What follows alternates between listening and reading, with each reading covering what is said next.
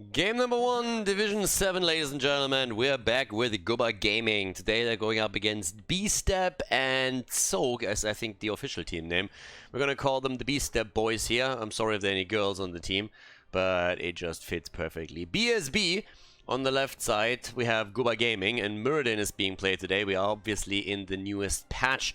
Mike currently playing Muradin. We have Duka and Artanis. They go again for Asmodan with Beze here. And we have Orphea, played by Beaston, as Erta goes for Deckard Kane. So we have Artanis and Asmodan in here.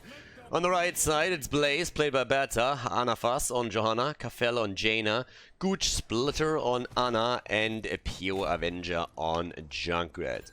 And again, if you guys are not quite aware what Division 7 is, then first of all, you're in for a treat, as I said in the past.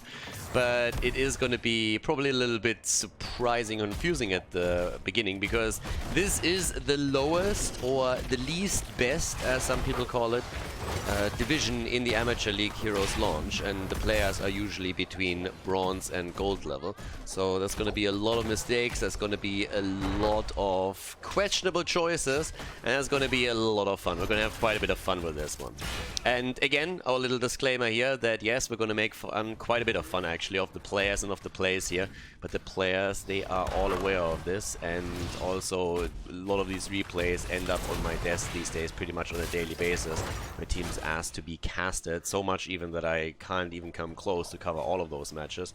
So it's all in good spirit, no feelings were hurt in the production of this video, so no need to be offended on someone else's behalf, since we kind of always seem to have a couple of people that have problems understanding that. But here it is, so you've been warned. As it stands though, we're having obviously also a couple of builds that will alternate slightly, as we have now with the new patch some more builds coming into play. Muradin, for example, is being focused a lot now with the level 13 Talon, the Bronze Beard, and there's a couple of other adjustments that we might talk about later. Usually something that we address more so in the more serious games when we're looking at Division S, but even in Division 7 that's noteworthy.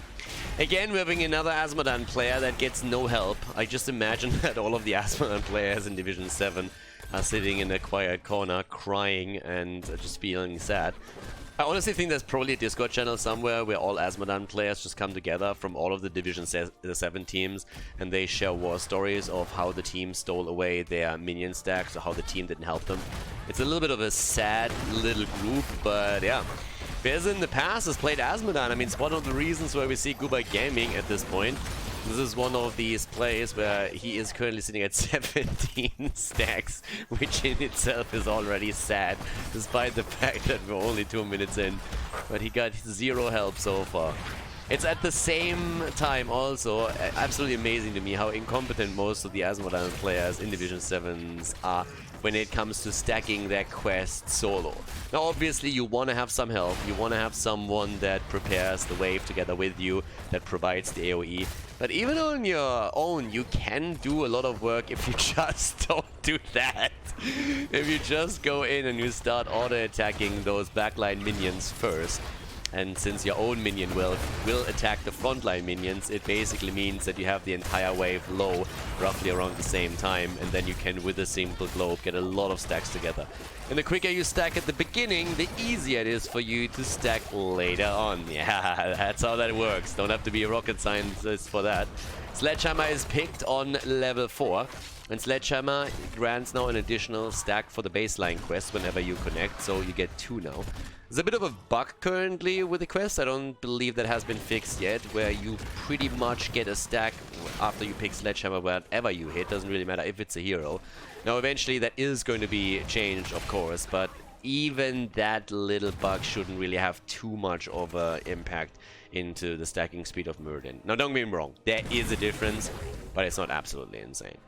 So in terms of the builds that we're seeing here, we have God knows why Artanis is picked here. Like, that's the first thing. It's already horrible enough when I see him on Battlefield of Eternity, but at least there you can make a bit of an argument what you try and accomplish with the hero. When you have him on this map, then I'm honestly at a bit of a loss for words. It seems to be the idea, okay, we can still get more stacks by, like, I don't know. I think they just like him. There's not even amateur opponent or anything, they just like him. There comes the AoE though, as we have the 5-man up to the top lane as that guy trying to go straight forward. And Artanis is already doing what he does best, running away from a fight. So he's already trying to get out here, pulling a Frenchie, as we're having at the same time the lockdown against Sophia. Beaston kept alive by Deckard Kane, the old man, participating in the battle here with a nice lockdown once more. But the early level 7 talent for the Beast Step boys is doing fairly well for them, giving them a bit of a lead here even. Johanna hasn't even taken advantage of the talent changes in the recent past either. No hold your ground on level 1. I could have totally seen someone try to go for Eternal Retaliation on Infernal Shrines here, but no, they didn't. And instead we're having the fights here with Skullcracker now picked for Muradin. That talent at least got a pretty decent boost, so all of a sudden Muradin is the absolute star here. A few of the tank players have already announced they're going to be Muradin mains from here on out. But once again, Nomi was pretty excited as well. A little bit of a tip to the hat to all the Germans out there. And we're having in this case actually the Cube Mastery taken on level 7 for Deckard K. It's like, I don't know so much. But yeah, Anna got nerfed a little bit, so she is less impactful than she was in the past. First Punishers, by the way, taken here. And Dukar is feeding. And why do I say feeding? Because it's Artanis, and that's what he does best. So yeah, already getting the value right there. And who would have thought Artanis died first? Now, as much as I rip into Artanis picks, generally speaking, let's talk a bit about why or what you could have done instead. Look at the lineups here and just think about what you could accomplish with, let's say, Leoric in this mix. You could even just get a Thrall in there, for example. Anything that has not only a bit more wave clear, which really helps you on those shrines and on the minion waves, but then also is in a position where he can easily get some hard CC in against the target. Leo in particular would have been a good pick, because oftentimes what happens on this map, you will end up in a situation where your offlaner is trying to soak 2 lanes. So you will, for example, rotate between the mid and the top lane. And Artanis cannot do that. Like, I mean, he can, don't get me wrong. He's not going to be successfully doing that. He can try. But that's kind of the story of Artanis' life. He can try, and that's pretty much that. So camps are now being taken. In this case, what I would definitely say they could do better in the future is try and time those camps a little bit more around objectives, since obviously that camp can now easily be defended. In an ideal world, you want to take the camp just before the objective spawns, so that you can move in with this. Seems to me also, what do we have on the side of Junkrat? Okay, he's putting a little bit of English on this one. Fair enough. At the top lane, we're having Asmodan trying to get his stacks together. He's currently sitting at 71, coming back to the point that the stacking process should be a little bit improved. This is actually one of the biggest gripes that I probably have with Goba Gaming. They're playing a lot of Asmodan, if I remember correctly. By now, they should honestly do a little bit better with that hero. Because if you insist on picking Asmodan, then at least try and get the full potential out of the hero. And you're going to have a lot more action in this one. And he will have a much bigger impact for you too. But these random globes onto waves just don't do anything.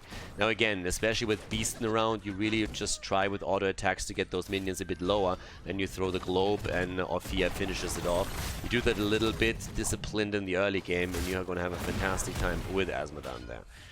With the level 10 abilities already in for the Beast boys, we're having the blue team. They need to be a bit careful here. But there comes a lockdown attempt against Jojo already. Artanis again. I mean, he's there, don't get me wrong. This is like the best thing you can say about the hero. I'm here.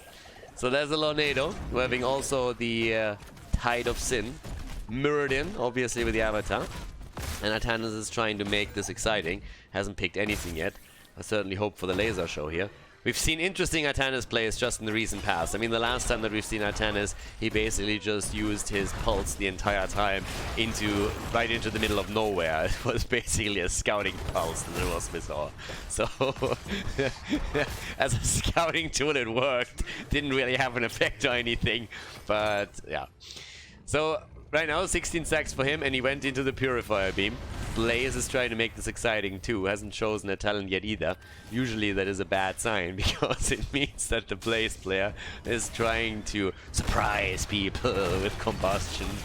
And yeah, most are surprised, and sometimes also impacted by it, because they're laughing so hard that they can't control their heroes anymore. But normally we're seeing still the bunker. And the problem with the bunker obviously is, you might have experienced this in your own Storm League games, you kind of rely on your teammates to also use the bunker. It doesn't really help you to just throw it out there. But as it stands, with only a single kill in the game, we're already having the action down here on the shrine. And look at the red team. They actually picked their camp at the top lane in time so that it gets now value. Oh, there's the Riptire and maybe a kill. Yeah, Artanis, look at him. Gets a short distance swap up and then takes down Jaina. There comes the bunker.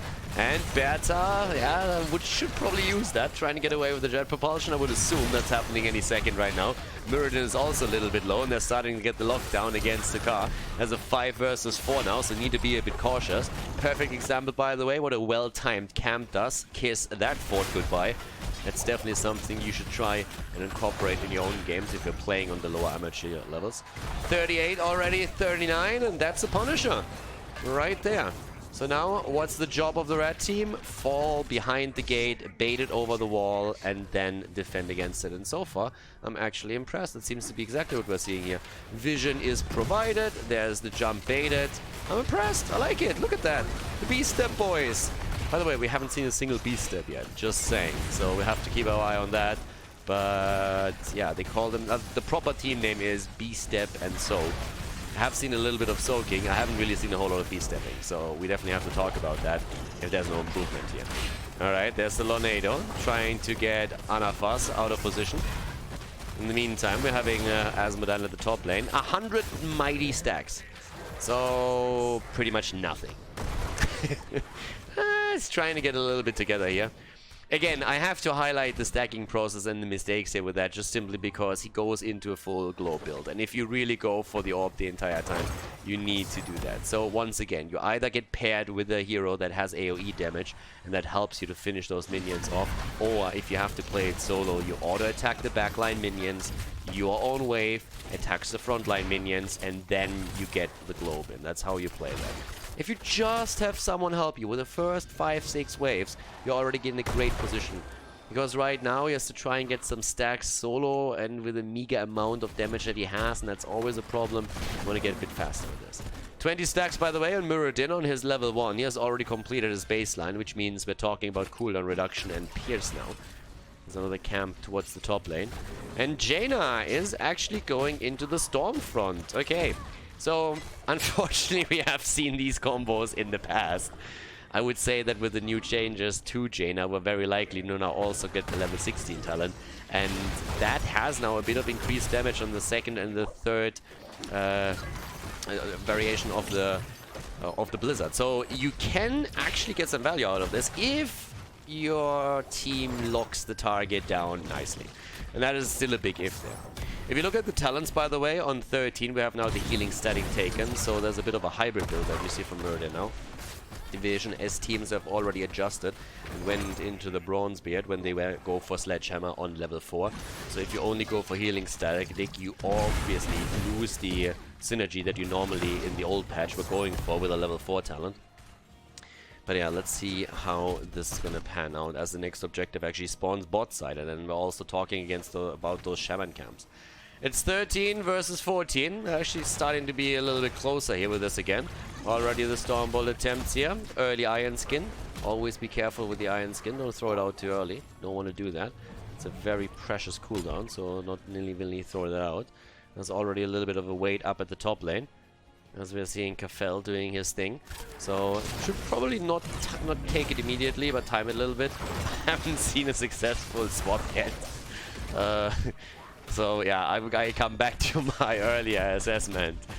Artanis on the lane puts your composition's idea to shame. Like, I don't know, I'm trying to make up a snappy rhyme that people can remember, that picking Artanis is garbage.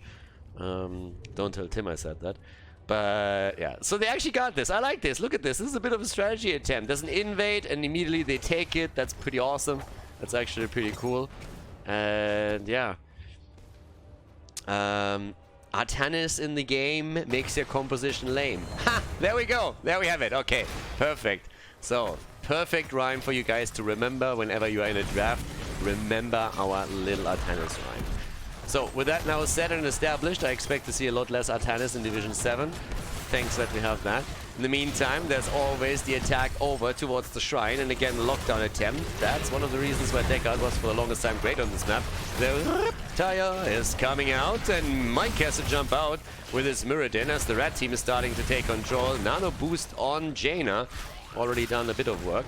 Needs to pick a 16 talent though. Should have probably done that a little bit before they engaged into this. But what? Northern Exposure. I mean, normally I would like this, but you went from Stormfront into Northern Exposure. I kind of thought I would see the whole shenanigan here, but no, I don't. Instead, they're going for the fight again. There's the lockdown. There's also the counter play after Ophir throws out her ult with the bunker. Playing around that. Easy peasy. Down here, there's already the laser show as Artanis is desperately trying to be useful. Obviously a lost cause, but I mean, hey, you can't blame a girl for trying. Down goes Artanis. That's the second time that he died. He's the only one, by the way, that died so far. And it looks like Beeston felt bad a little bit. So Ophir says, you know what, I get it. We can't just make him feel bad all the time. I mean, I know he's feeding a bit, but let's just suicide here so that yeah, he can at least rely on the fact that someone else has fallen too. But that's again the objective taken by the blue team. So the entire zoning aspect, their play around Azmodan is so far working out. That isn't too bad. Then again, when we're looking over to the blue team, we're now all of a sudden seeing Mirrodin with a bit of damage output here, since he has 31 stacks already on his level 1. 175 stacks on Azmodan make me want to cry, because we're 15 minutes into the game and he hasn't even completed the 200 stack reward. But he will, and then it's going to be a bit better. Ana, by the way, is still deciding what's to be taken on level 16. That's one explanation. The more realistic one is that Gooch Splitter has simply forgotten to take the talent because it dropped in the middle of the team fight. So there was a lot going on at that time. With that said, we actually don't really see too many structures taken out here. A fort at the top lane is the only thing that has been eliminated so far. But yeah, we're having now down to the bottom of the map once again. Camps taken. This actually goes for everybody. Ah, look at that. Azmodan, 200 completed. Only took him 16 minutes. Now there comes a jump on Mirrodin as they're trying to get away. They're still thinking about invading the camp. Ana has made that choice with a sharpshooter. And looks like Jojo is going to try and make her play for the camp here. There's Artanis again. And already on the run once more. Was that a blast shield? Was that a blast shield in the wrong direction? I didn't hit nothing but air. I think so. Down goes Jaina, and we see Johanna eliminated. So yeah, that backfired quite heavily, I'd say. Well, that close border fight definitely not really in favor of the B-Step boys, and they're all of a sudden in a bit of trouble. It's 3 kills against 3, but it might be another one. Here comes the attempt against Berta, and Blaze falls. Not the only one to die here. Ana is also dead, and that's 4 kills. That's all of a sudden 4 kills right there. Looking solid with this. Starting to make the play in again, and yeah. Honestly, I was expecting Artanis maybe to die after he got caught again. And then when Johanna threw out that blessed shield in the middle of nowhere, honestly, I expected that to hit Artanis, but she was way off with that. A little bit later on it too, so I think there was another intended target. But that could have been a kill against Artanis for sure, at least a lot of damage there. But as it stands, we're seeing the blue team starting to gain quite a bit of ground on the map. Now they've done great around the objective obviously already. Mirrodin is also starting to murder structures with the stacks that he has on the Stormbolt and the Sledgehammer damage increase against structures. But with that, we have now also, again, obviously the idea to fight back here. And with a good coordinated effort, I'm pretty sure that the B-Step boys could make something happen there.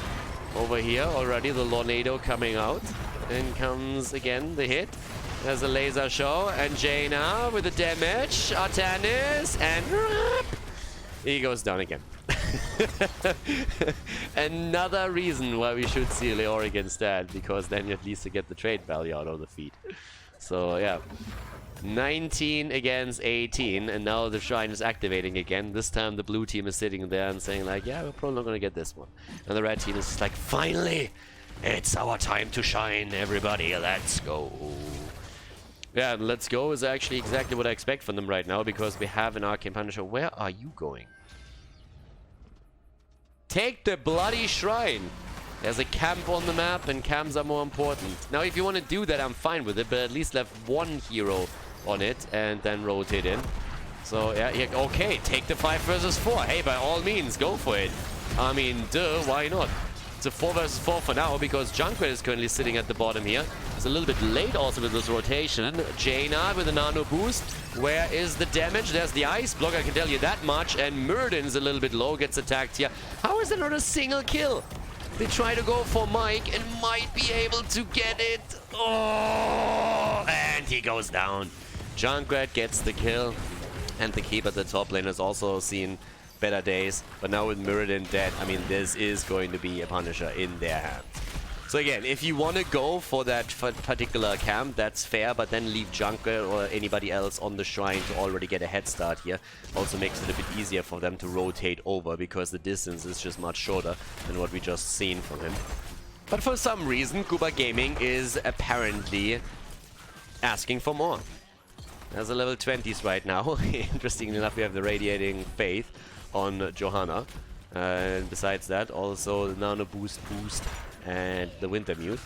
20 is also going to drop any second now for Guba Gaming. As I said before, they have 250 stacks only on Azmodan, so I don't really expect Azmodan to spec into that yet. But here comes the push through the mid lane as they're trying to get a bit of damage done. Currently 51,000 damage on Orphea. Muradin is sitting on 27k, which isn't too bad for a main tank, to be honest. At least for Muradin, that's not bad. I mean, heroes like Johanna will get a bit more simply because of the Kodem value, obviously, too. But as it stands, there's the 20s. Azmodan is hesitating, and I can understand why. For some reason, we again see the Unstoppable Force instead of the Rewind. It's an extra button to press. You don't like that in Division 7, so we don't see it all that often. But here comes the push through. I love that the teams are baiting the Punishers over. I mean, it's a minor detail, but I really love it. That's something that we don't see often enough in Division 7. Both of the teams are not doing that. And they're actually defending this. So there's currently 2 keeps that have been severely damaged by the B-Step boys. And Guba Gaming is doing pretty well there too. So with that, we're currently having still the move through the middle. Honestly, at this point, I'm still asking myself, no. I mean, I was actually reminded that last time that we casted Artanis, the player admitted that he played the hero for the first time. And I think that match featured Guba Gaming, but I'm pretty sure the Artanis was on the other side. Unless that player looked at that game and was like, this was awesome! It was fantastic! I'm gonna do that every game now. And is now picking the hero every time, but I really hope that's not the case here. Azmodan is still starting to rotate down. 40 stacks, by the way, on the Storm Ball. That means another 200 damage whenever you drop the Storm Ball onto a target. There's camps on the map, and they have to be taken. I honestly feel like with especially Junker that you could just get a couple of keeps. At this point, though, Orphea is already low. Oh! And the grenades take her down. She's not the only one to fall. Nope. Artanis dies again, so does Muradin. Azmodan is still lasering. Woo! And gets the hit! Bullseye, baby! That's 3 points right there. Nicely done. The fort is gone. But now with 3 heroes dead, what they should really do is take the top keep. I would love to see that top keep fall. Go for the top keep. Go for the mid keep. Just go for a keep. And screw these cams. Guys, you want to get a little bit more here. You have 3 heroes dead. Other teams would have already ended the game. So let's make the move and go straight for it. Already jumping in here. The old man with a stick is trying to defend that pretty much solo. But here we have it. Keep number 1 is down. Do they go for the core? Nope, but instead they can go for the top keep, and that one is going to fall too. Now you can make the play for the core. You have a double camp here. You have catapults pushing. You have still a 4 versus 2. You can definitely try and make a move here. You have also the blessed shield, so there's kill potential against the heroes. And you just have to flip the switch instead of waiting around. Where's Johanna when you need her? Not where she's supposed to be at the front. Instead we have frontline Jaina once again. Johanna is anchoring the back. If some of those camps that we have on the map all of a sudden decides to fight for the blue team without being captured by them and tries to attack them from behind, so that's always a little bit dangerous, as we heard from the Gyrocopter in Warcraft 3. They came from behind! And Johanna wants to make sure that's not happening. But we're getting at least another campstone on the way. 97% on the core, so again, they could have done a lot more here, but they did some damage. Now, obviously, the situation right now for the team in red is fantastic. You take this one, and then you go to the shrine. Again, you take this one, and then you go to the shrine. Yeah, okay. Thank you. They're a little bit late to that rotation. I was like, seriously, the entire game you've not done nothing else but take camps, and now that you need to take the camp, you're not taking the camp. So they're a little bit late, but they realize that the camp is there, and that will obviously push the top lane even harder. We currently have that keep already down. The problem is that with their late timing, they actually just gave up a massive lead towards the blue team as they are taking the early stacks here. So you kind of screw yourself a little bit with that move. If they would have gone straight for it, then that would have been much better. But now they're trying to delay that fight. Again, the longer this fight lasts, the better for the blue team, for the red team. We're going to see Win in action here in this game. Here comes the tire. And it gets destroyed. A little bit anticlimactic, I agree. But yeah, there's the laser again. Asmodan hasn't picked the 20 yet. It's like the funny thing about Asmodan. He clearly wants to go for his Globe Talent, but he doesn't have 400 stacks yet, so he just waits until he has 400, and then he picks it 5 minutes too late, and he says, like, value. But we have the kills coming in, and now with Artanis dead again, having Ophir also drop. Now, Artanis was picked apparently as the punching bag in the game here. The fight down to the bottom of the map is still ongoing while we have the shield nearly fall. And yep, that is that core already taking severe damage. Asmodan trying to prevent the worst of it, but already the core goes down to 80%. And things are not looking too pretty, as you can imagine. 75 right now as Asmodan is fighting the battle of his life against the minion wave. And the rest of the team is going for this one. Yep, 33 versus 33. And it seems like the red team is going to claim that. 75 points on that core. And with both of those keeps gone, this should honestly be nearly a game. I mean, right now, the only ones that haven't died in this game are still Asmodan and Deckard Cain. And yeah, let's see how that's going to work out on the bot lane right now. Is that going to be the last keep that they eliminate? We have 100,000 damage, by the way, on Junkrat. So that poke is helping. 200,000 on the siege damage.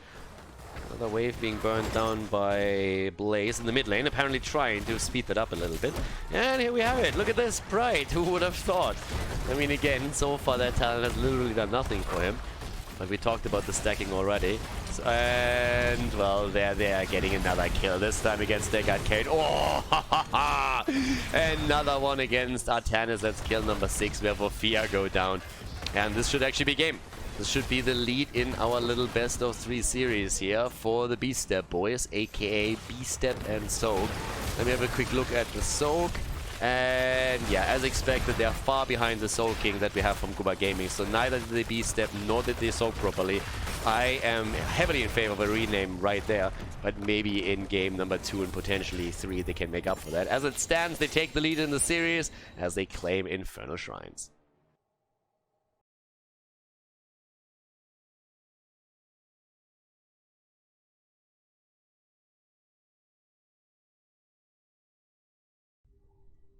Game number 2, everyone. We are on Battlefield of Eternity, still Division 7 at its finest here with Guba Gaming.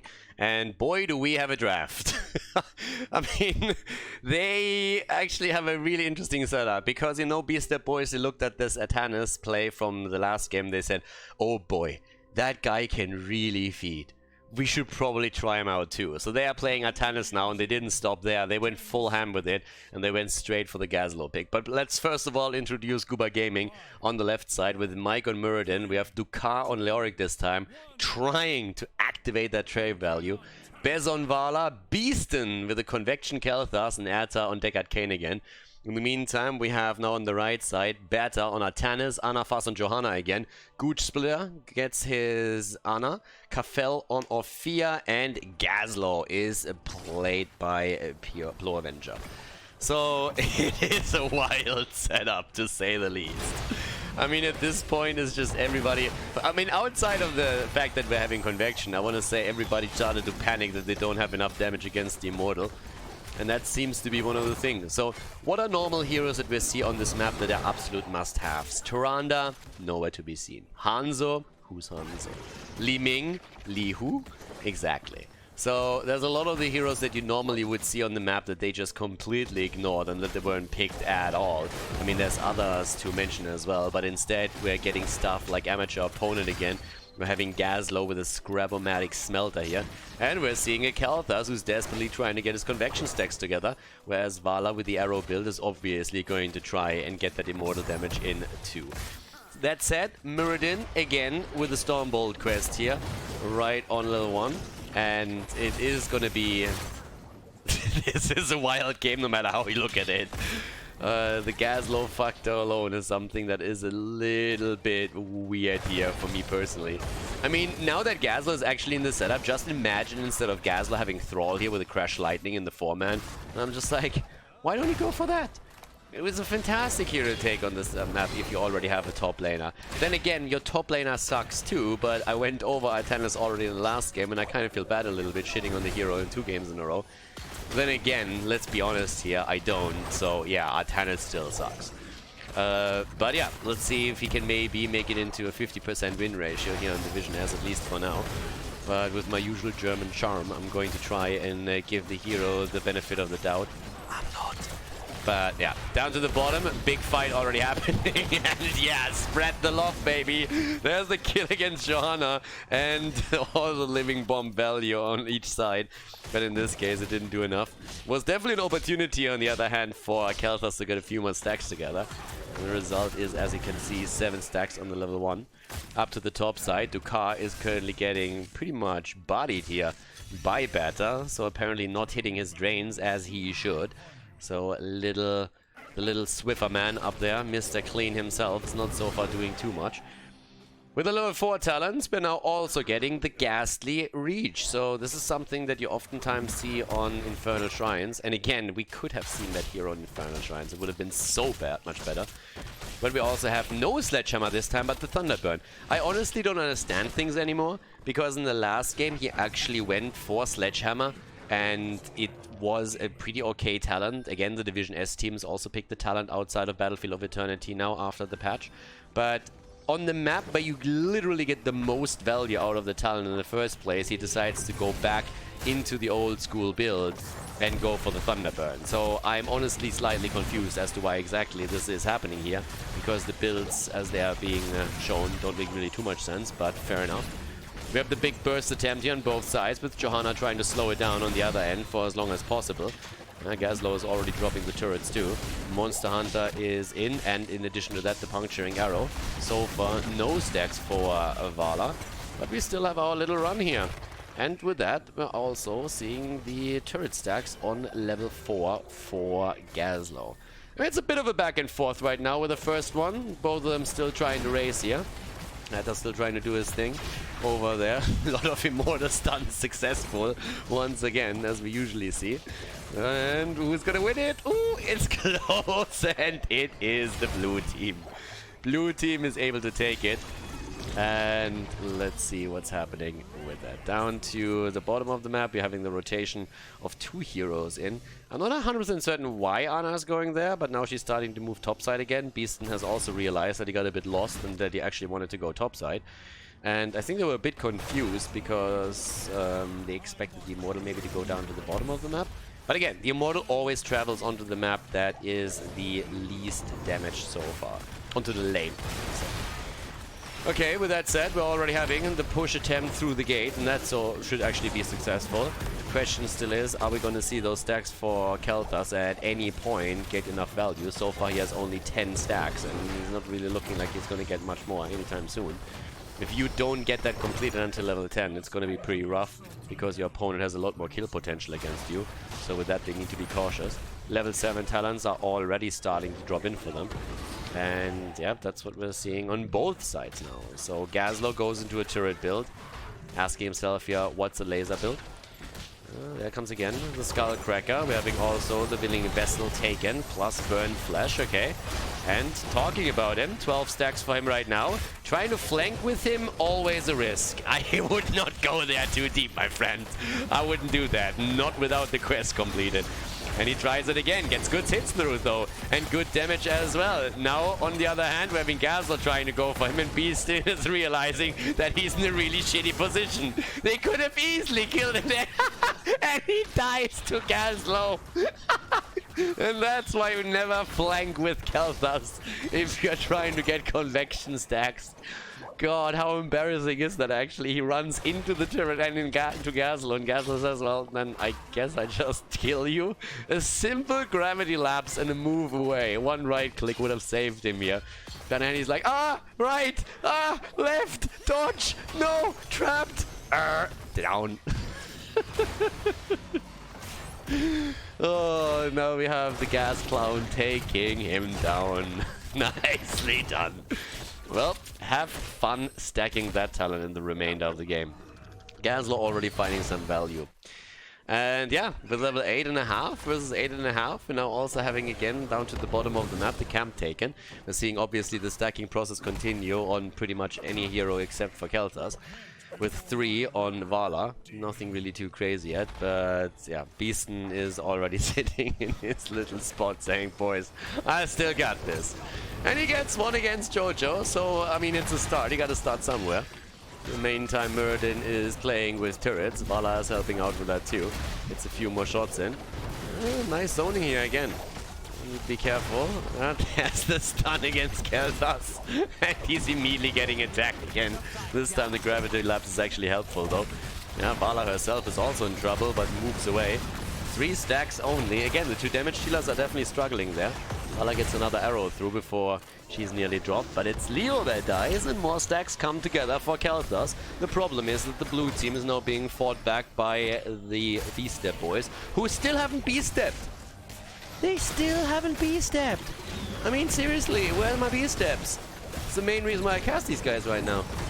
Well, then on the other hand, Ana Fast gets locked down. Jojo's a bit of trouble. They're trying to go for the halftime show here, but already realizing that they might have to move away from this one, at least for the time being. 5 stacks for Keltas, who said, boys, I'm on the way. I'm getting this again. 13 stacks for Muradin. Not having Sledgehammer definitely slows that progress down. And here comes Khaldor, a clown on a mission. My name is Low. Khaldor. I mean, he's taking care of the bot lane here, and he took care of Keltas. What else do you want? Camps are now taken, level 10 abilities are there too, and it's the Robo Grappling for Mr. Low. We're also now seeing again the Blessed Shield, and Artanis goes straight for the suppression pulls. It's all the blinds. They get all the blinds, guys. And let's see how that suppression pulse is being used this time. There's the Blessed Shield. Rain of Vengeance doesn't hit anything. The zone out. I think Artanis just forgot to swap, to be honest with you. Muradin is jumping out, and it's a lot of R buttons being pressed here. Not a lot happening behind it though. 7 stacks again for Keltas as they're trying to make the play also for the Immortal now. Artanis is going in again, but Artanis is also a little bit low here and needs to be careful. Where's my gravity lapse when I need it? Keltas is not providing it, has actually no mana, and he's gonna get wrecked by this one. Yeah, that was totally unpredictable. I completely didn't see that coming. No way to the right side, the fight continues, and actually we're seeing Khaldor nearly fall. Could nearly be a kill against him. 9 stacks again from Khaldor, so he's starting to slowly get there. They're trying to make the play right now with Vala currently sitting at the side. Again, the value of a properly taken camp before the objective being visible at the bot lane as the fort falls. And they're starting to make the play, but they're getting completely zoned out. And now Beta in particular is a little bit low, already signaling that he is just totally willing to die for that Immortal. The problem is, here comes Mr. Swisher, and he's swishing, but cannot clean out the garbage here. As Artanis escapes, nobody falls. Instead, it's Leoric who's activating his trade value. Up at the top, we have Beza sitting there trying to defend. 7 stacks on Vala, and that's 10 minutes into the game. Now again, doesn't really look too good for her, but they still won the Immortal, thanks to that. But a little bit more stacking would definitely be welcome to get more value in the later stages. And at the same time now, obviously, an opportunity for Keltas to get a few more stacks together. There's another one, he's sitting at 11. It's only a matter of minutes until he can finally get the 20. Not sure what exactly that Phoenix did there. The fort already dead, but at least he can take down a few of the minions that we're seeing. I'm still waiting for the Entomb. Oh wait, we don't have Entomb. Right. Jojo's rushing away. 18 stacks for Muradin. There's the Lornado also. Where's my Stormbolt when I need it against Ana? It's not happening. But the lockdown from Deckard Kane. A little bit more damage here from Keltas, sitting at 13 stacks. Would have been a better coordinated effort to not chase Johanna around down here, but instead just push in together with the Immortal. Then they could have gotten even more damage, but as it stands, we're still having the lead in experience for the B-Step boys. They're still slightly ahead. Down to the bottom of the map though, the push out. Now the important part is still that we have both of the forts eliminated by the team in blue. When you look at that! Mr. B-Steps and Soak, they're actually soaking this time. They're actually soaking in this game. And they're at this point already looking pretty decent. With the same time, Jojo is trying to defend up at the top lane. We're having the rotations towards the camp. Trying to get some value here and getting another one stolen away. In this case, indeed they do. Well, apparently a little bit worried about her mana pool here. Rotating back to the Nexus now as well. Outside of that, they're just waiting for the next Immortal, I'd say. I mean, there's still... You have to obviously try and time this one again. Another 30 seconds is going to be up on the map. The opponent still has this one too. And, of course, there's already the pings happening. I'm actually curious to see if they're going to try and invade this. I mean, if they get the level 13 talent first, then they might be able to get that done. But the problem is they don't have that yet. So there's a bit of a lockdown. Khaldor is helping out with that too. That's fair play. You know, you help your opponent take the gambit a little bit quicker. That's fair play. You ignore your own camp. That's always appreciated too. They're starting to move in with another Lornado there. Beta's trying to make the play. Bot lane is already pushing with the Khazra camp still. And there come the blinds once more as the objective is about to spawn the level 13 talents in the hands of the red team, slightly ahead here. And this is again another example of where they are just going too late into these moves. This is why you need to take those a little bit earlier, because now there's a free shot at the Immortal from the red team, and that is going to give them a massive lead. I mean, again, this is just you taking your camp too late because you were trying to play it greedy and trying to see if you can invade the one over to the right side. And now you lost the halftime show without any real resistance, simply because you made that play. And at the same time, you're losing your fort with the top lane. So this is a perfect example of how a bad rotation can cost you not only half the objective, but also a structure. So in this case, they should have either taken that camp a lot earlier, or waited there, laid in position, or just simply let it go and take it later. Vala with a rain of vengeance, zoning them out here. Atanas as usual, not finding the swap, but the stun comes out. They're trying to make the play for Muradin, and he gets a little bit hammered and doesn't even use his... Why doesn't he use Avatar? What the hell? Dude, press R! It was off cooldown. He wasn't stunned. He wasn't silenced. There was nothing. Why didn't he just press R? You were right there. What? Like, I honestly don't understand what just happened here. They went straight for it, dropped everything on him that he had. All he had to do was to press a button, and it would have been fine. Now they're losing out on the Immortal. Bot lane is still pressuring, though. Up at the top, we're also seeing the camp pushing through, but at least in this case, it shouldn't be doing too much. Khaldor is rotating away from it. And yeah, down at the bottom of the map, we're having Gazlo pushing this one out. Alright, 15 stacks by the way on Khaldor, so let's see if we can actually drop that as well. And yeah, Muradin is back. I mean, now he has his ult still up. He saved the cooldown for better times. Didn't see a reason to use it there. Wanted it for the defense. He has just no confidence in his teammates. Like, we're gonna lose that anyways. I'm gonna use it for the defense here instead. And they're already trying to go for it here at the side, trying to push that out as much as they can. There's a little bit of poke that's available. There's at least the lockdown again. 19 stacks, by the way, on Khaldor. We're 14 minutes in, and we might actually see him complete the quest. And there it is! Convection is done! Alright, we talking. Now we can see if we can actually get a little bit of damage out. Talking damage, let's look at how much damage he has so far. 40,000, top damage dealer in the game, even without the quest completed. Just think about what would have happened if he didn't try to solo Gazlo a little bit earlier today.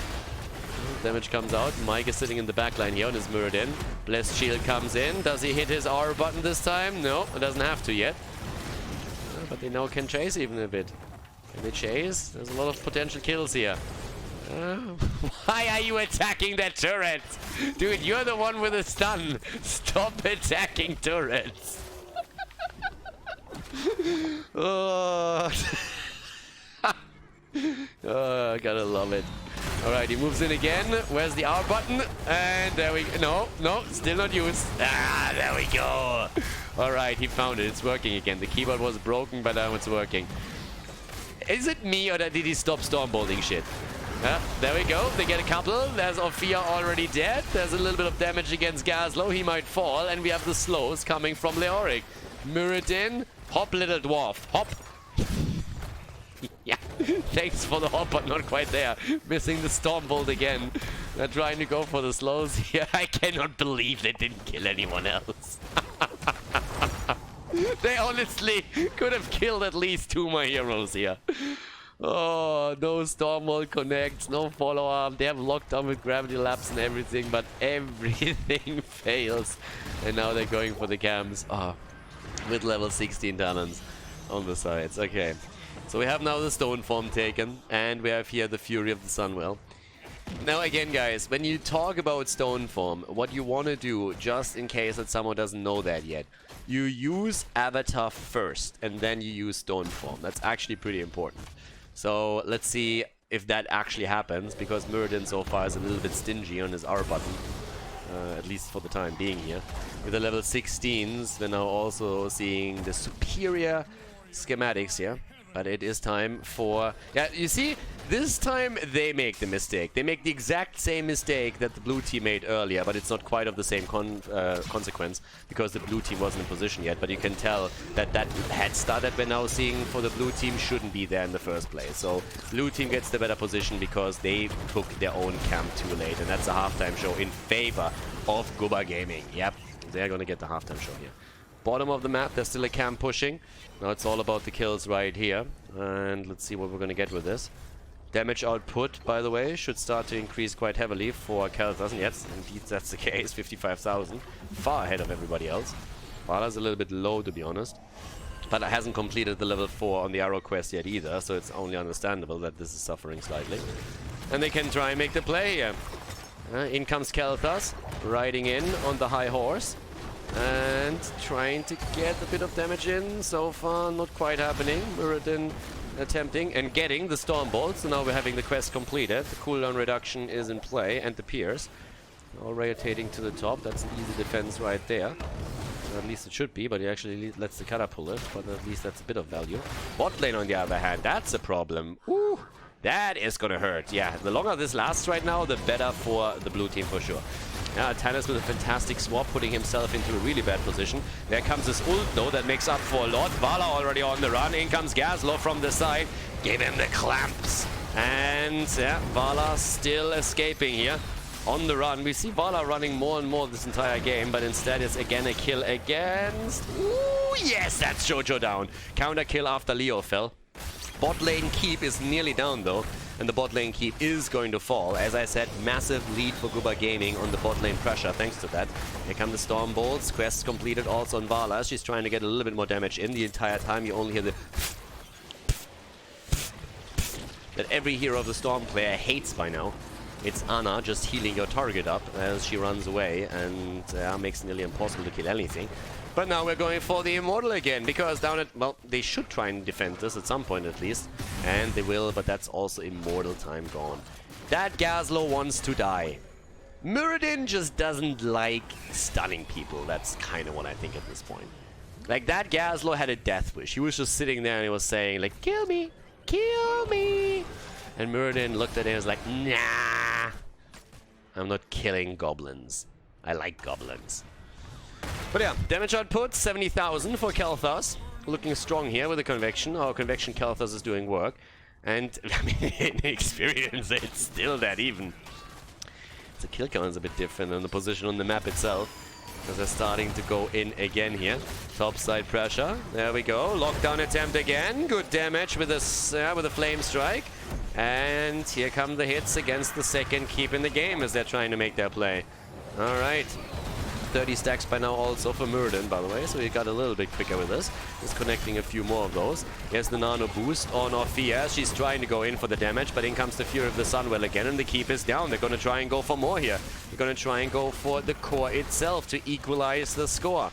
At this point, the defense is on. They're trying to burn the Immortal down, and they might actually be able to do that. Nice ult once again, connecting nicely. They're getting a lot of the potential damage. They're jumping in deep, though. The core is already losing HP as we have once again the Swiffer coming out right here. Ana fast. Does he have the cooldown on the trade? He does not, and he doesn't have the 20 either. Immortal is dead, though, and they're still trying to defend here. Gazlo is alive. and kicking, dropping the turrets here, trying to prevent the core from falling. 63%, 61%, but they just can't go for it yet. Yeah, once more, Khaldor moving out, and they just have to stay at the core. Just take the catapults down, poke a little bit from a distance, don't die, 53%, just poke against them, and they're fine here. And they do their best, especially we are seeing Ophia doing a lot of work here for the defense, but the push is coming. Catapult is about to home in too. Muradin at the front, and with a good right-click action, they should be able to take this one down. There's swap though against Khaldor, but it should still be game. Here comes the ult once more, but this is it. As the core falls, Artanis loses the second game in a row, as he should. And this is the 1-1. We're going game number 3, boys.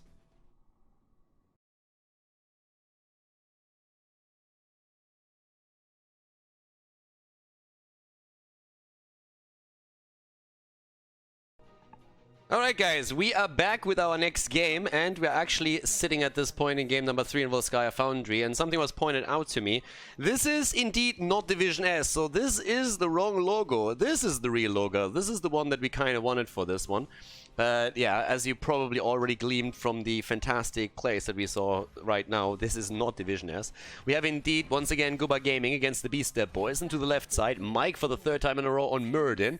Leoric played by Dokar, and look at that, Azmodan is back to business, and not only him, we have Kel'Thas too. Beaston is playing Kel'Thas here, again, after being successful in the last game. Atta on Deckard, I've seen this before too.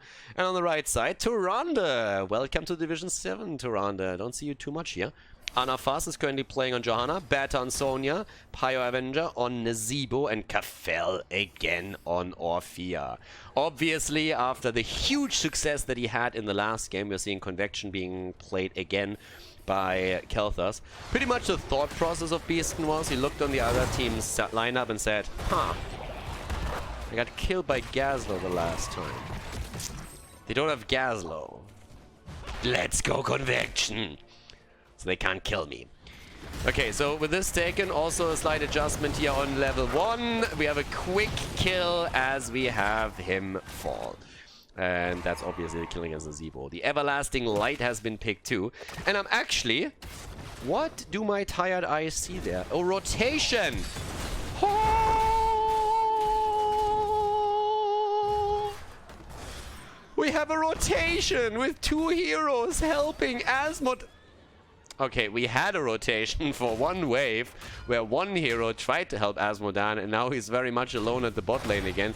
Don't globe that, dude. Don't globe that. Whatever you do, just don't globe it. Wait for the minion wave. Alright, thank God. But yeah, so we have not only Kel'Thas, but we also have Leo, and it looked for a moment as if we would finally have someone rotate at the beginning of the game together with Azmodan.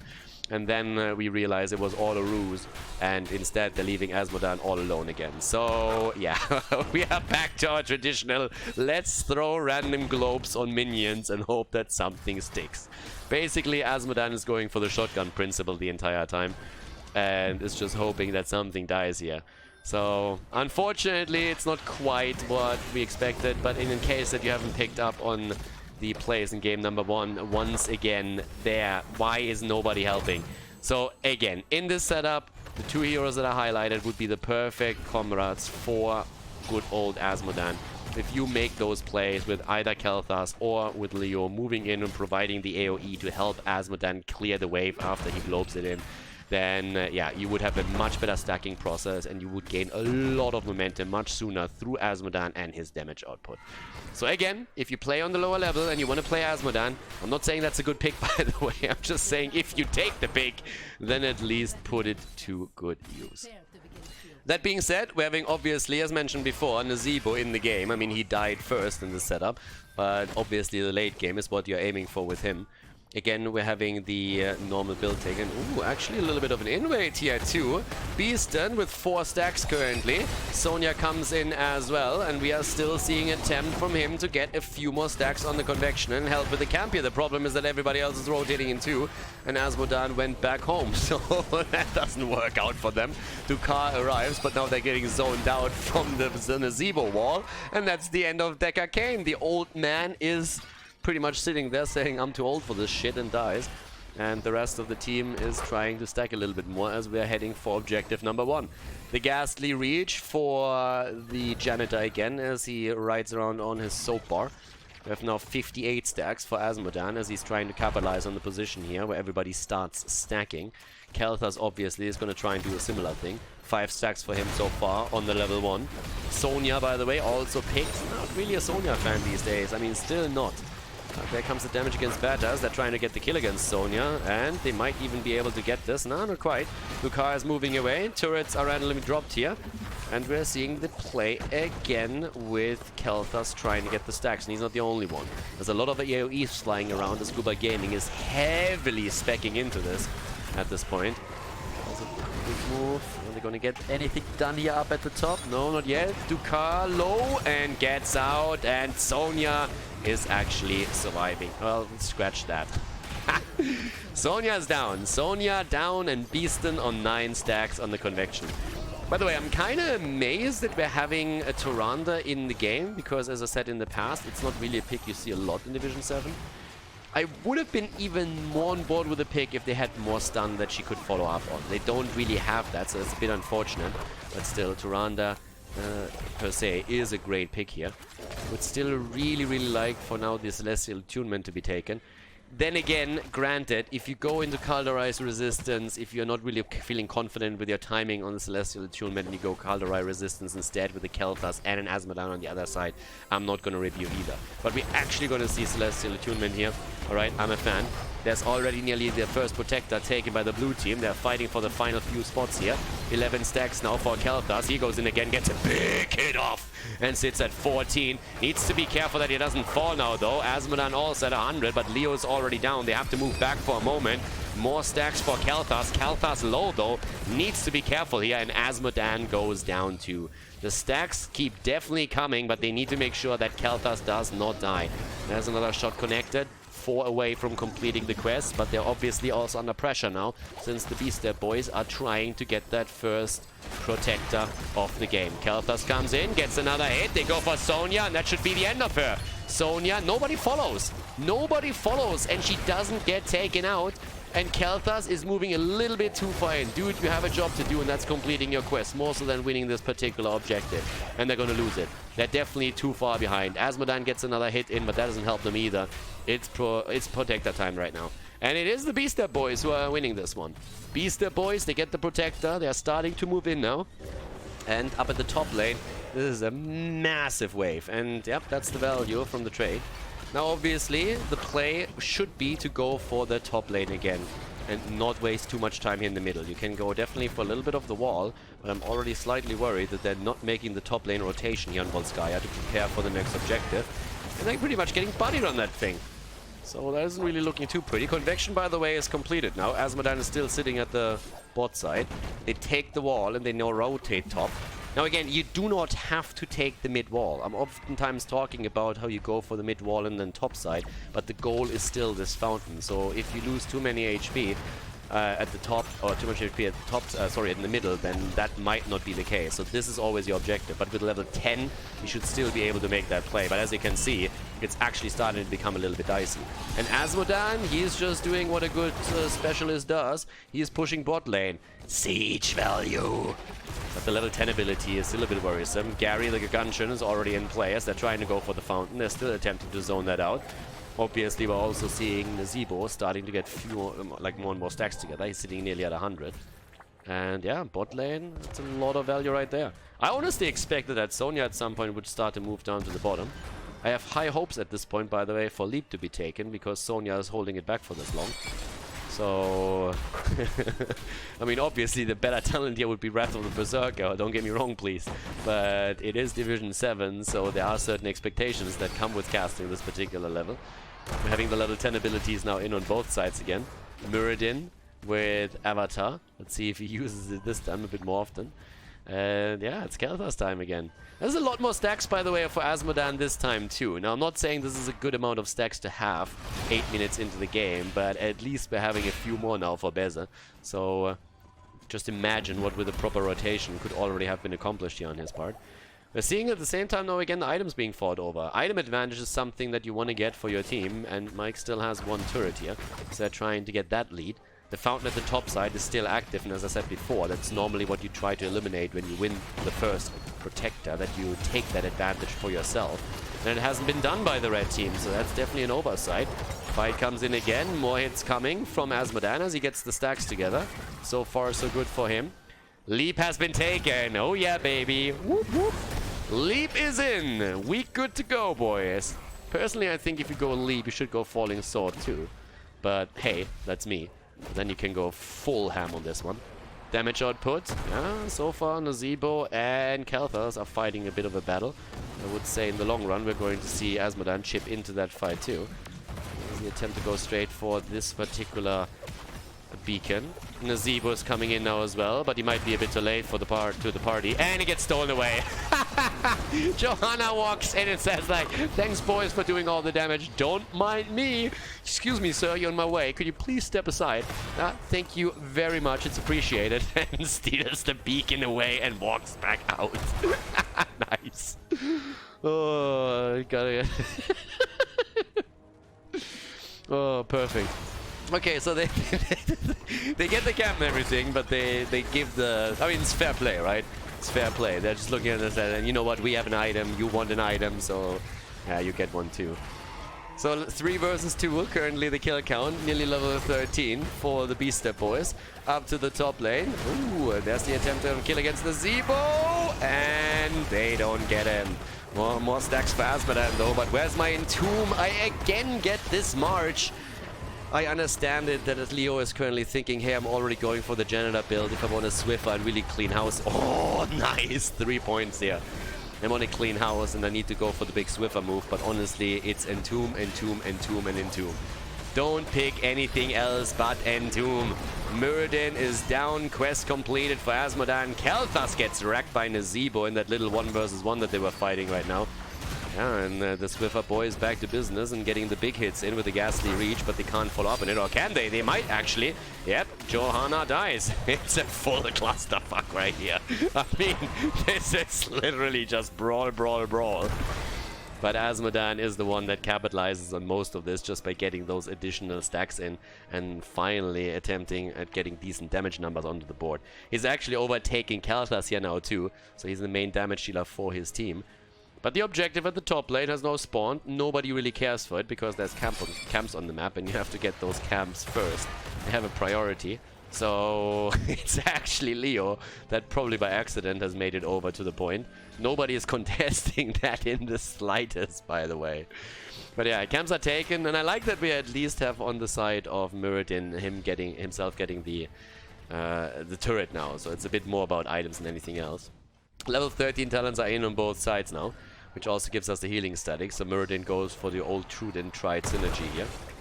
Big hits coming out from Asmodan again, unfortunately, as we said before, without the power to really take that wave down with the single globe just yet, so he can't stack on it either. Now the Lornado gets thrown out too, and a few more globes in action, as we have the team slowly starting to go for the top protector.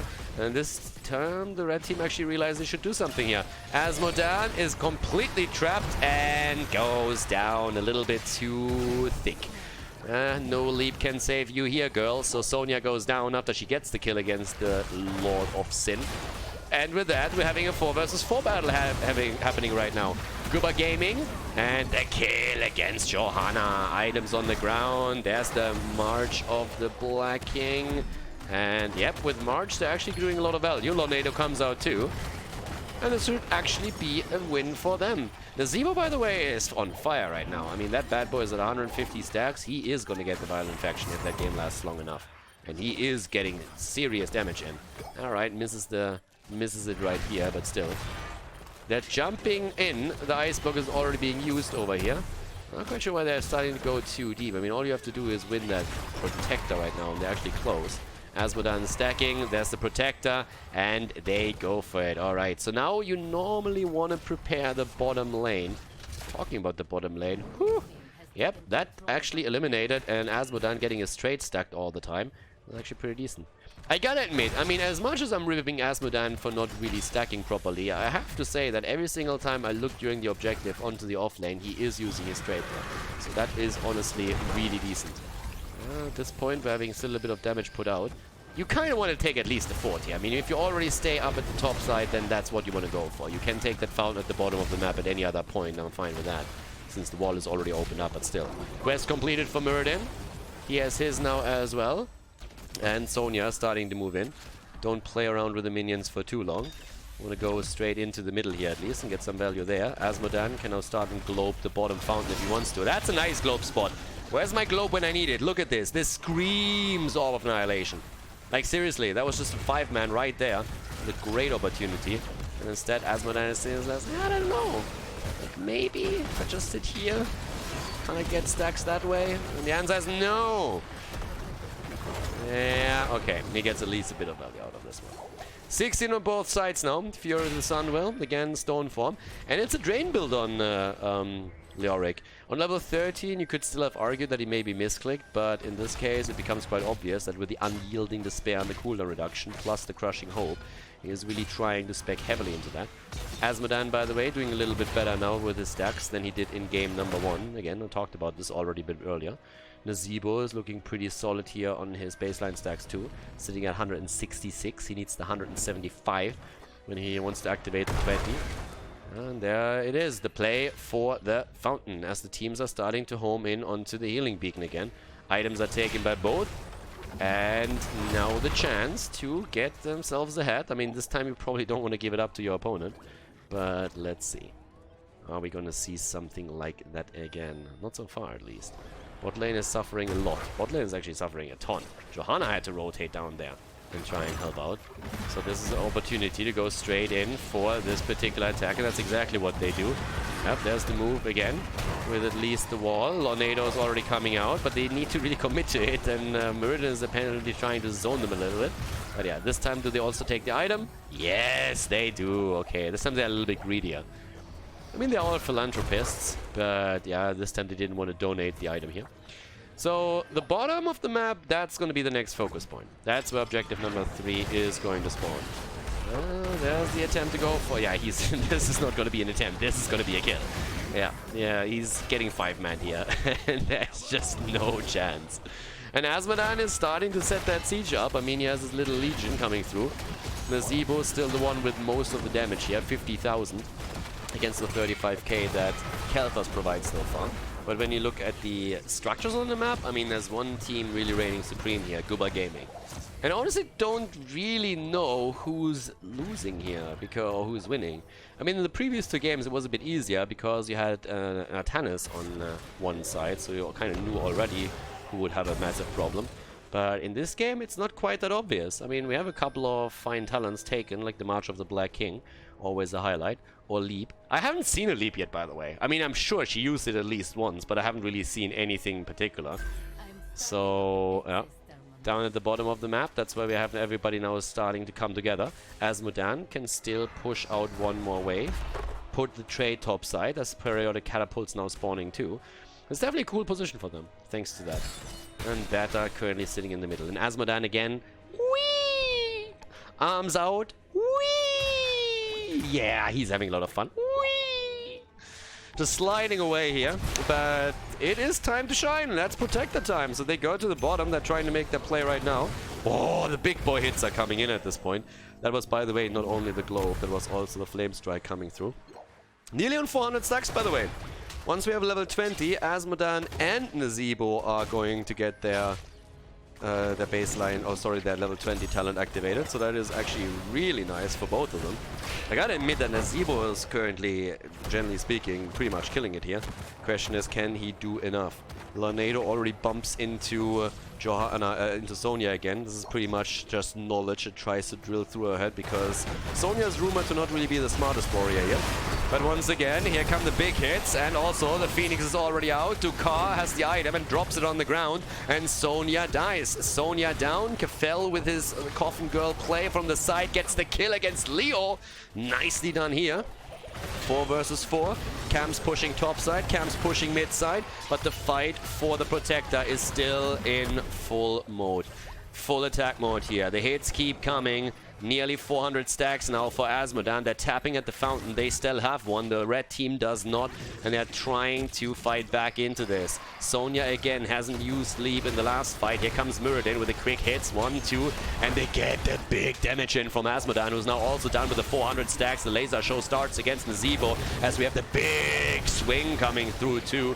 Dukar with the slows. Mike needs to be a bit careful with Muradin and jumps out once again, whereas Asmodan is sitting all the way off to the side trying to find a few more targets. Down goes Gushbada Turan to get Swiffer to the face and gets cleaned up, while we have Johanna trying to prevent the inevitable, but this looks pretty much like we are going to see that protector taken by the blue team. Flamethrower already being used, the unstoppable force again for Mike. That boy just does not like rewind. And again the kill attempt against Leo, but this time not successful as we have that Punisher coming in. Divine Shield, Blessed Shield has been used already, and they're trying to get the kills now too. Nazeebo on the run. He needs to be a bit more careful. He has the 20. You don't want to die here. Vile Infection can be played, and he goes straight for it. Vile Infection, the Radiating Faith again. Ice Block move immediately. Again, he can't die here. Where's Toronto when you need her? She's dead. Okay. Gets the damage out, and again, the Vile Infection is eating that thing alive. But now also we're having once more Pride taken. And yeah, let's see if Asmodan is going to win this in the late game now with Pride, or if you're actually going to see Nazeebo, thanks to the Vile Infection, starting to dominate things here. He should be able to get a lot of damage out at this point with the 190 stacks that he has. Toranda's back to business. Needs to keep him alive here, but that keep is already falling. Once again, the Spider's coming out. He went for the Toad build here for the push. Here comes the March of the Black King, and Leo should actually maybe even fall. He's trying to get away for now. Everybody's stacking up. Perfect target for Asmodan, who throws another globe out, but they can't even get the keep. Top lane, on the other hand, this one is starting to do a bit more work, but it doesn't really look like one of the keeps is going to fall here. And Nazeebo is by now on 82,000 damage. They're actually starting to get straight in again. Obviously, here in the middle, they're pushing it out. At the top lane, Sonya is in. I want to see that leap, by the way, Sonya. You can't just tease a girl like this. You can't just come in and say like, oh, we're going to leap on shit today, and then just move away and say like, nah, I don't feel like it. Maybe it's Sonya with vertigo. Like, I don't know. Maybe she has a problem here and saying like, yeah, that's sorry, but that's too high. I never planned on jumping that high. No. We're going for mini leaps. I take anything at this point, seriously. 60,000 damage for Kel'Thas, 82,000 damage for Nazeebo. The level 20! This is what usually Nazeebo players are working towards, and obviously by now we also have decent stacks here on the baseline. So Nazeebo is looking at a hit point pool of 5,800 right now. Compare that to Johanna, who's sitting at 5,900. So it gives you a little bit of an idea of how tanky that little bastard is at this point, and obviously tendency with an upward tendency on this one. There's our little hit again. Where's Nazeebo sitting right now? In the mid lane. They need to protect him. If Nazeebo dies, your hopes of winning this die too, in my opinion. 6,100 HP for him. Pretty good! But yeah, Flamethrower and also Asmodan, so that's a lot of damage from the backline. Next objective is going to be in the mid lane. And Nazeebo is still doing his little thing here. You can see how the hit points just keep rising for him. Should actually get another few hits in there, and that's exactly what it does. Alright, gets those stacks together and increases his hit point pool therefore by quite a bit. I mean, let's compare him to Muradin for just a second. Muradin obviously should be at 6,300 hit points for Muradin. That obviously is without Avatar, but still 6,300 against 6,000, pretty much 300.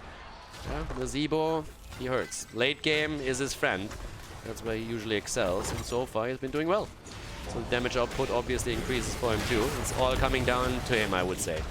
Yeah, there's already the place. He's a bit isolated, and that is actually the one thing that scares me a bit about him, because we see him a lot in that position where he just sits off to the side and the entire team is not really with him. So that's what's a bit scary from my perspective, but Guba Gaming obviously likes that a lot and just says at this point, you know what, if he just stays there, we can jump on him. But look at the damage. Ice Block comes out, there's a lot that comes out here. He Ice Blocks that to dodge most of it, and he actually does a great job with that. But now they're getting attacked here once again, and Johanna just simply dies. That's what happens when you're taking Radiating Faith over the Indestructible. And with Johanna just simply getting melted away as the rest of the team is trying to dodge the AoE, all of a sudden they find themselves in a really shitty spot. 240 stacks now on the baseline. Welcome to more, as we're going straight up for the 250. But the control point isn't unlocked yet, so that means you can still wait for Johanna. And let's ask the tough questions here, guys. Are we ever gonna see a leap? I know, it's an uncomfortable topic to talk about. I mean, again, but we have to. We have to. Sonya, are you gonna make us proud? Is it gonna be the big boy leap into the back line? Is it gonna happen? They have 20 seconds until Johanna is back, so plenty of time. Plenty of time. The dumbest thing you could do right now is try and fight here. Give Muradin a chance to stun you. That's not what you want. That's not what you want here. So, at this point, we're having, again, Johanna nearly back. Then they need to force the fight. Yep, and there's the Stormbolt. There's another hit, and that ice block isolates him completely. Gravity Lapse does not connect here. He's on the run. Boy, just go. Seriously, just leave. Just stop being a hero here. Just leave. Wait for Jojo to come back. You don't want to do this. You already used cooldowns that you don't want to use here. That's not really the play. Alright, there's the attack. Jojo is back to business. Top lane is nearly falling. The keep is about to fall, but at this point it doesn't matter anymore. You need that protector. They need to go in right now. This is the time to shine. Here we go, boys. And the leap, the big boy leap, and the damage. Khaldor is down. The ragdoll thrown all the way over to the right side, but we also have Ophia fall on the other hand. Now we have Jaina nearly eliminated again. Why are you playing with Leo? Kill the rest of them. You have so much AoE, my friend. You don't want to waste it on a single target, and definitely not on Leoric, who has literally a trait that brings him back quicker. But as it stands, now we have the blue team with another protector, and already the core is taking damage as the top lane keep has been taken out by the catapult. They're trying to delay this. Right now, we're having Nazeebo on nasty 6,700 HP. His damage is at 130,000, but it doesn't matter if you cannot stop them here. And that protector hurts. I have never seen a 5th protector. I've never seen one. If I'll ever see one, it is going to be in Division 7, though, I would assume. And as they're taking down the keep in the mid lane, we're having the keep at the bottom destroyed. 2 catapults are pushing in, and I'm talking multiple here. So they are going for the core at this point, and this should be game. Guba Gaming is trying to make the plays here with Asmodan. They want the win right now. Nazeebo, and unfortunately for him, unsuccessful. Has a lot of damage, a lot of stacks, but it doesn't seem like it's going to be enough. Johanna's back any moment. There is still a leap available. There is still no leap, no nothing, and this is game. Guba Gaming with a 2-1 victory over the B-Step boys here in Division 7. GG, and well played.